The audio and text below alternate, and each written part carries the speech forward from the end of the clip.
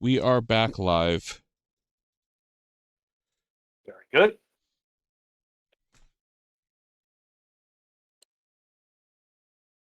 Yep, we're live. That sure is a Portal logo.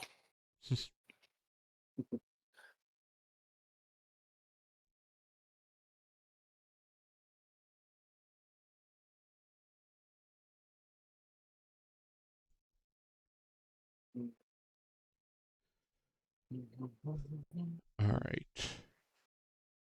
So are we ready to begin? Yes, we are. All right then.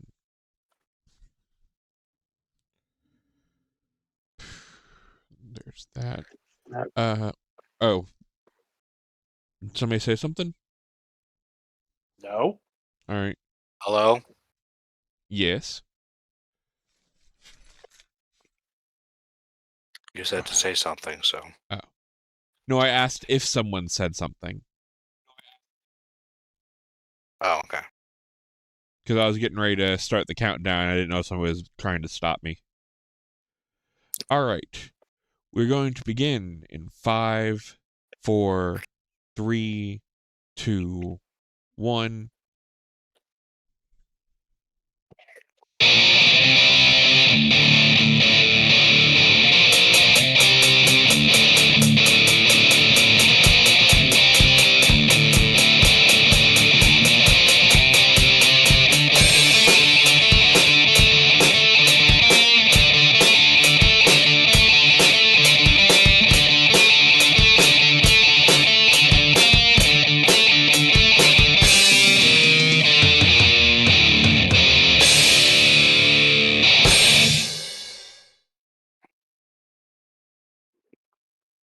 All right. Welcome to the third video, second review. I hate it when the impressions mess up the flow here. Anyway, up this time is Before Exit Supermarket. Before Exit Supermarket combines features from roguelike with walking simulator. I don't think that's accurate at all, but I'll get into it soon. Supermarket employee, you clean up damaged items, wipe up stains, and turn off the lights. Your task is to close the store behind you, hoping that all your tasks have been completed. So see, right there. That's not a walking simulator. That's you're doing actual things. It's a simulator, sure, but Yeah, it's I feel like generally in a walking simulator, the whole point of the game is walking around and seeing what's happening, maybe occasionally poking things a bit. maybe engaging in a narrative, maybe engaging in abstraction that belies a deeper meaning. You know, it's a game's art discourse thing there, but this game is not that. No, this is very literal. This is very what it says on the tin, to the point where I was actually surprised. Because I'll be honest, when I see a game like this, okay, first of all, I will give them credit for not having any goddamn AI assets, or at least nothing publicly stated. I can't. I will admit, I cannot discount the notion that AI assets may have been hidden. I don't think so, but that's been a thing. We had a recent incident with that. And you could probably get a lot of these assets free from a store. Right. That's the thing, though. Like this game looks very pre-made. Um, Once again, I don't know how much of that would be the case, but this game is not a looker. But I don't think that's the intention.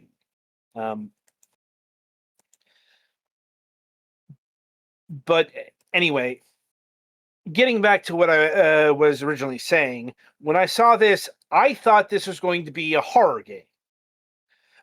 Because, a good chunk of these first-person what have you games do take the horror route as well. We've covered quite a few of them. This isn't horror unless you want to count the render of your boss at the end of a day. Ugh. Smack dab into the uncanny valley right there. Outside of that, like what you're doing is the task of closing a supermarket. The thing that killed it for me is you have no direction. You are not told what you need to do. Now, some tasks are obvious, like if you see garbage on the ground, you're probably going to intuit that you need to pick it up, or if you see water on the ground, you're going to need to clean that up. Maybe even like the shopping carts out and about. But then there are more subtle things like getting rid of rotten fruit or replacing broken dishes, which you actually have to poke around. And the game looking like it does, there's a good chance you are going to miss those tasks. The point is, you don't know what you need to do until you complete the day, and even then, it's only in the form of a hint. Like, it'll give you a notification of maybe something you missed. It depends on how many things, with the exception of doors and lights. If you leave doors open and if you leave lights on, you'll also be docked. In the sense that you have to complete all the tasks. That's another mistake. Like, this should have been score-based. Or I guess money-based would have been the proper context to put a scoring system in. Because otherwise you have to repeat the day. It's all or nothing. And you get like one chance to fuck up a day, or else you're done. And the thing about it is, this is where the roguelike elements come into play. The tasks are randomized. So, one day you are pitching garbage, and then the next run you have to check the bathroom stalls to make sure nobody's in there. So you have to make sure everything's completed, and you will not be able to memorize the tasks.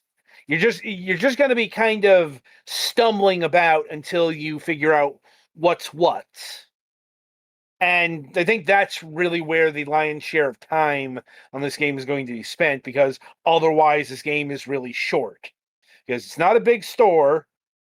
It's just, you got the back room, you got the front, and you got the bathrooms. That's it. It's a very small space, and there aren't that many tasks to do. Like, this is a game that'll run you... A successful run can run about a half an hour. At most. Which isn't necessarily a bad thing. I just don't think this game is doing anything interesting.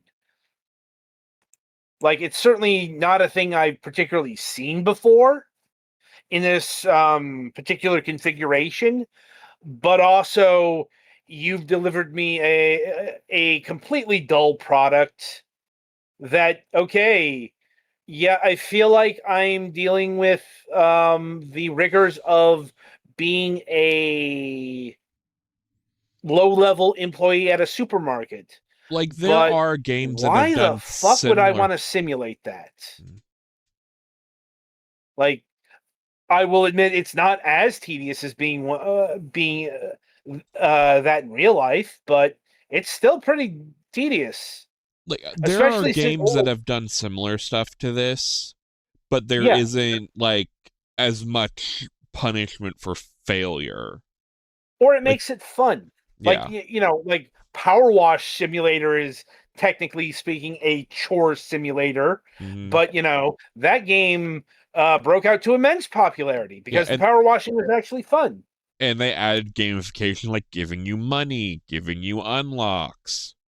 Yeah, this game has, there are games where, yeah, not having a reward, the experience is the satisfaction. I did not find it here. This game absolutely needed an incentive system. Well, and it Like, basically resets the stuff as you keep going through, right? yeah, well, it So has to, because you don't even get the satisfaction of something being done. It's done. It's just gonna get undone again. So well, I why mean, bother? okay, well, that's how it is in real life, but I I'll note, like, let me finish. fair. In real life, we built an incentive system. Mm-hmm. When you do a job like this, you get paid money that allows you to live. And I know, um, this is just a game, but have some fucking gamification here. Mm-hmm. Like, maybe you don't have to be one-to-one with, like, managing an apartment, or finding things to finding real world things to purchase, but you could do something here. Mm-hmm. Give me a But you did. cubicle to upgrade or something. Yeah, it just, give me an avatar to spend clothes on. Even that would have been better than the literal nothing that they had here. Mm-hmm. It just makes the game boring. That's what I can describe this as: boring. Mm-hmm. Also worth noting that it's unoptimized to shit. Uh, I'm presuming it's using Unity. It's one of these very unoptimized Unity games, Mm-hmm. where it was making my laptop here chug, and I have a much better laptop than I did before. Like, I can run modern day Resident Evil games pretty well on this thing. Mm-hmm. So a game like this, where the frame rates chugging along at high uh performance, that tells me it's been unoptimized. Also, it crashed a good chunk of the time. Mm-hmm. And so it's got a lot of technical problems as well. Um, so just all of that is angling to one of the worst games I played this year. Um, and not even, and it's the worst kind of bad too. It's Mm-hmm. bad in a boring, um, technically poor package.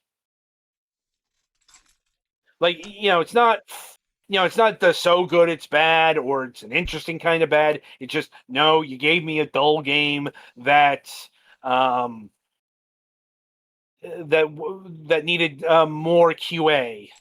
Mm-hmm. Anyway, in terms of pricing, well, I suppose the good news is it's not very expensive, as it clocks in at a normal $7, but does seem to go on sale pretty regularly at a deep discount. Like, it's going for $1.39. And when you're in the cup of coffee zone, I can just go, sure, why not? Like, you can pick this up instead of your cup of morning Joe, and play it for a half an hour and then never think about it again. Kind of like your cup of morning Joe. Yeah. So, yeah, avoid,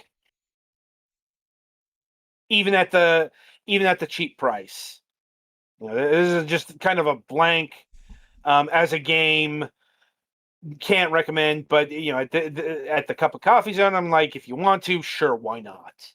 You're not going to be losing much money here.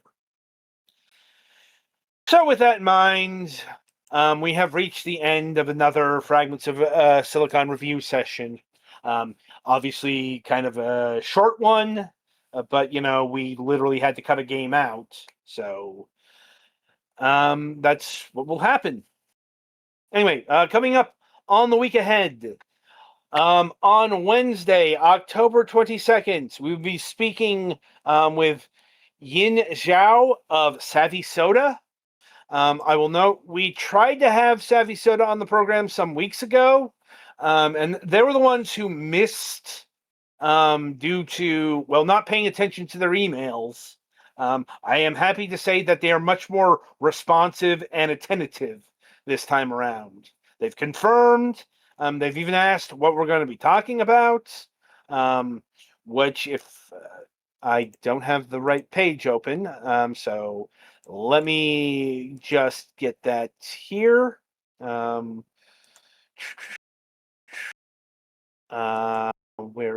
is it? No, that's not it. I hate that. It's like I just had it and then, lost it. But anyway, so we're going to be talking about their Pixel Starship series, as well as their Archery Pro series. They actually make quite a few games and also non-game apps. We might touch upon the non-game stuff, but given that this program is gaming focused, we focus on the games. To be clear on that. But I'm looking forward to this. We do have a new episode of MSP planned as well. And I guess in terms of the behind the scenes there, should Petty's Eye still not be up to snuff? I mean, to the point where he can't do the transition to MSP, Mac will be hosting it himself. Apparently he'd be able to do that. I don't know, it's like every other week he kind of rants about his power situation, which, kind of puts me on edge when he has to take the reins. But we'll see. Anyway, we do have a Friday show this week. On Friday, October 24th, we'll be welcoming Miles Tillman of Pixel Jam. They are the creator of quite a few games, a few of which have appeared on the review program in recent times. In fact, we have reviewed Nova Drift and Utopia Must Fall recently. If you want to hear more on our thoughts on those particular games, go and watch those respective reviews. And we will be focusing in on their upcoming project, Dino Run 2, of which we have been handed a review code, independent of this. So eventually it's going to appear in the reviews. I don't know if it has a release date yet. Anyway, so look for that. And until next time, I shall wish you good gaming.